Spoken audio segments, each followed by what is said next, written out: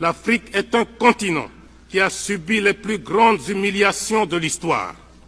Depuis plusieurs siècles, la situation de l'homme noir en Afrique n'a fait que s'empirer.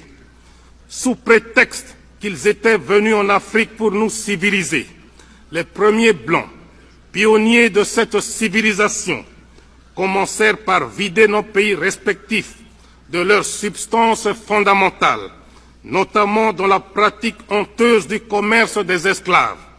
Et déjà à cette époque, les chefs de file étaient des Portugais. Nos ancêtres n'étaient pas considérés comme des hommes ni même comme des êtres qui ont l'intelligence et les sentiments, mais comme des amas de muscles à qui on demandait des efforts mécaniques, comme on en demande au cheval, au buffle, à l'âne ou au bœuf. L'esclavagisme continuera jusqu'à prendre, au XIXe siècle, des allures d'une véritable catastrophe continentale. Et pour se justifier, ces colonialistes et ces esclavagistes nous opposèrent à nos frères arabes, affirmant leur rôle dans l'esclavagisme. Ils font semblant d'oublier que ces derniers n'étaient que des courtiers et des commissionnaires, car la traite des Noirs était faite au seul profit des Blancs. Les pays colonialistes d'Europe ont d'ailleurs vite compris l'adage qui dit, je cite, « On n'est jamais mieux servi que par soi-même ». Fin de citation.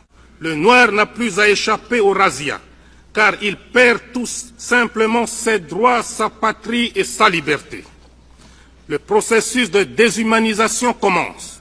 Le Noir doit abandonner sa personnalité, ses structures mentales et sociales, en un mot, son authenticité.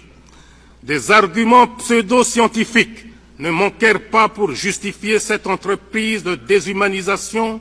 Nous croyions que tous les colonialistes avaient fini par comprendre l'irréversibilité de l'histoire. Mais l'expérience actuelle montre que l'Afrique n'est pas encore au bout de ses peines, car les colonialistes livrent encore le combat d'arrière-garde.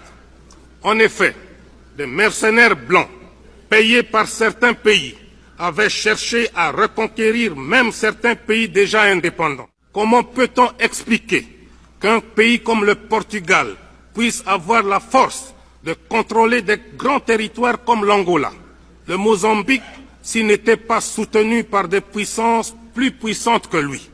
En effet, le Portugal est un pays économiquement, socialement et culturellement sous-développé, sans démocratie.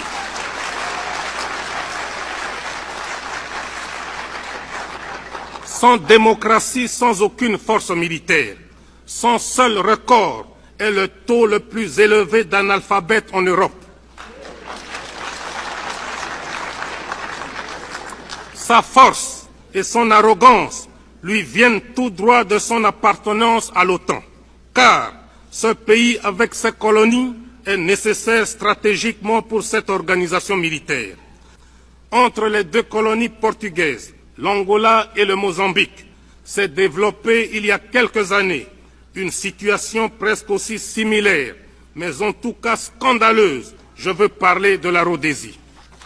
Un certain matin, nous avons appris par la presse qu'après plusieurs discussions secrètes entre le gouvernement de sa très gracieuse majesté britannique et les colons britanniques installés en Rhodésie, ceux-ci s'étaient rebellés contre leur gouvernement, leur pays et leur souveraine, et que les autorités de la Grande-Bretagne étaient incapables de faire changer d'avis leurs compatriotes d'Afrique.